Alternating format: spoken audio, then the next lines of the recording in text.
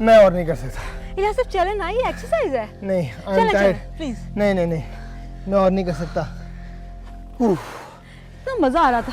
मुझे तो ऐसा लग रहा है कि जन्मों का चक्कर है, बस हम चक्कर लगाते रहते हैं, चक्कर लगाते जा रहे हैं। आपको पता है कि कई लोग यही समझते हैं कि वो जन्म लेते हैं, पैदा होते हैं, मरते हैं और फिर जो है वो जन्म लेते हैं, फिर मरते हैं, फिर जन्म लेते हैं। और मुझे तो आज ऐसा लग रहा था हम वही चक्कर लगाए जा रहे हैं।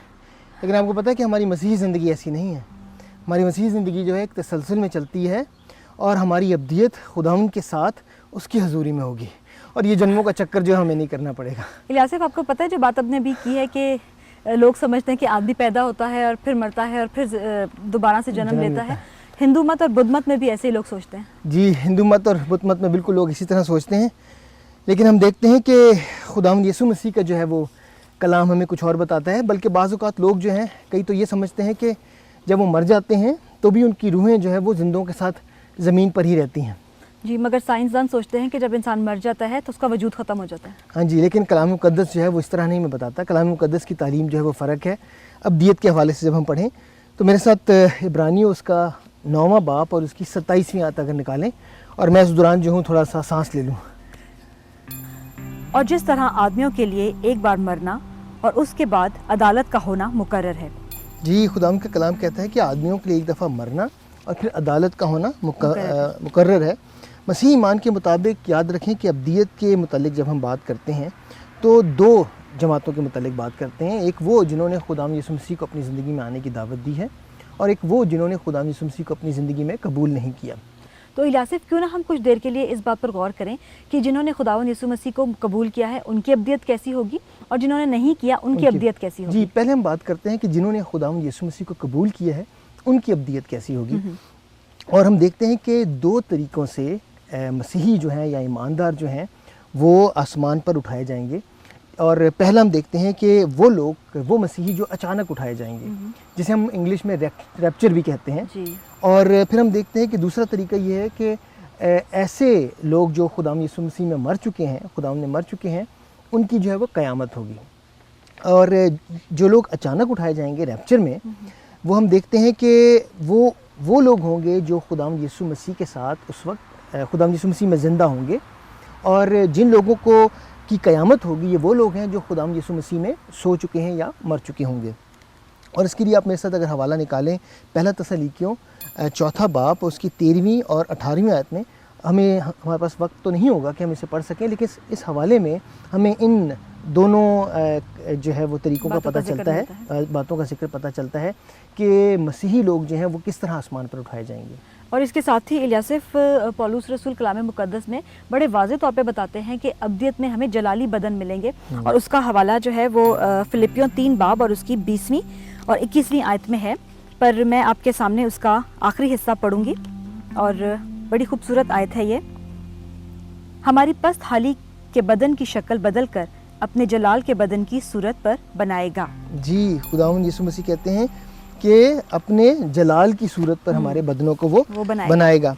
काशिफा, यहाँ पर हमें ये नहीं भूलना चाहिए कि जो ईमानदार हैं उनकी भी जो अदालत होगी और उन्हें भी तख्ते अदालत में खुदावंद यीशु मसीह के सामने पेश होना पड़ेगा। और उन्होंने जैसी ज़िंदगी गुजारी है मसीही होते हुए, जिस तरह इस दुनिया में रहते हुए उन्होंने अपनी ज़िंदगी गुजारी है और काम किए हैं, उनके मुताबिक खुदावंद जो है वो उन्हें अजर भी बख्श देंगे। और इसके लिए अगर आप जिक्र देखना चाहती हैं तो पहला करंथियों उसका 3रा बाप और उसकी 11वीं से 14वीं आयत और दूसरा करंथियों 5 बाप उसकी 10वीं आयत में अगर आप पढ़ें तो हमें इस सारी बात का जो है वो जिक्र मिलता है। तो इलियासिफ, क्यों ना अब हम इस बात पर गौर करें कि गैर मसीहियों की जो है वो अब्दियत कैसी होगी। जी, हम इस वक्त तक बात कर रहे थे कि मसीहों की अब्दियत कैसी होगी, और जब हम इस बात पर गौर करते हैं कि गैर मसीहों की अब्दियत कैसी होगी तो ये एक तमसील के तौर पर मैं आपको बताना चाहूँगा। अगर आप मेरे साथ निकालें लूका की इंजील उसका 16वां बाप और उसकी 23वीं और 24वीं आयत। और इस कहानी को हमने बहुत दफ़ा पढ़ा है, लेकिन मैं चाहूँगा कि ये इस वक्त आप हमारे लिए ज़रूर पढ़ें। जी ज़रूर। लूका की इंजील 16वां बाप उसकी 23वीं और 24वीं आयत। उसने आलम अरवाह के दरमियान अजाब में मुब्तला होकर अपनी आंखें उठाईं और इब्राहिम को दूर से देखा और उसकी गोद में लाजर को, और उसने पुकार कर कहा, ऐ बाप इब्राहिम, मुझ पर रहम कर कि लाजर को भेज कि अपनी उंगली का सिरा पानी में भिगोकर मेरी जुबान तर करे, क्योंकि मैं इस आग में तड़पता हूँ। जी काशिफा, ये हमने कहानी बहुत मरतबा मेरा ख्याल में हमने जी, पढ़ी भी बहुत होगी और सुनी भी होगी। ये लाज़र और उस अमीर आदमी की है कि अमीर आदमी का रवैया लाज़र के साथ इस दुनिया में कैसा था, वो किस तरह लाज़र को जो है वो उस दुनिया में ट्रीट करता था, और हम आगे चल के देखते हैं कि अब्दियत में उसकी क्या हालत थी। इस तमसील से हम चंद बातें जो है वो सीखते हैं, वो मैं ज़रूर आपके सामने बयान करना चाहूँगा। अगर इस तमसील को हम पूरे तौर पर पढ़ें और सीखें तो हमें पता चलता है कि पहली बात यह है कि इंसान जो है वो जब मर जाता है उसका वजूद ख़त्म नहीं होता। जैसे हमने कहा था कि बाज़ साइंसदान जो है वो इस बात को मानते हैं कि इंसान के मरने के बाद उसका वजूद जो है वो ख़त्म हो जाता है, लेकिन ये तमसील हमें बताती है कि आदमी का वजूद, इंसान का वजूद मरने के बाद ख़त्म नहीं होता। और फिर ये कि हर कोई नहीं बच पाएगा। हम देखते हैं कि ये अमीर आदमी जो है वो बच नहीं पाया, और हम देखते हैं कि इसी तरह कि ये हर शख्स जो है वो बच नहीं पाएगा। और एक और बात यह है कि अदालत के बाद जो है दोज़ख में हमें दूसरा मौका नहीं मिलेगा। ये बड़ी खूबसूरत और अहम बात है हमें सीखने के लिए कि आज वो लोग जो बेरारवी के शिकार हैं और खुदा के साथ अपनी ज़िंदगी को नहीं गुजारते, उन्हें दूसरा मौका नहीं मिलने वाला। और फिर आखिरी बात हम ये देखते हैं कि उनकी हालत और उनकी तकलीफ़ में जो है वो तब्दीली नहीं होगी। आप देखते हैं कि ये शख्स जो कि अमीर आदमी था, उसकी तकलीफ़ और उसका दर्द जो था वो बाकायदगी से कायम था, और वो अब्दियत तक जो है वो कायम रहेगा। उसकी तकलीफ़ में बिल्कुल कमी नहीं होगी। और इसी हवाले से जब हम बात करते हैं तो हम देखते हैं कि गैर ईमानदार जो हैं उनके हवाले से हम आगे चल के अब्दियत में उनकी हालत को पढ़ते हैं तो मुकाशफा उसका 20वां बाब उसकी 11वीं आयत से लेकर 15वीं आयत तक मैं आपके सामने ज़रूर पढ़ना चाहूँगा। और ये हमें बताती है, ये हवाला हमें बताता है कि आखिर उन लोगों के साथ जो कि गैर ईमानदार हैं अब्दियत में क्या होगा।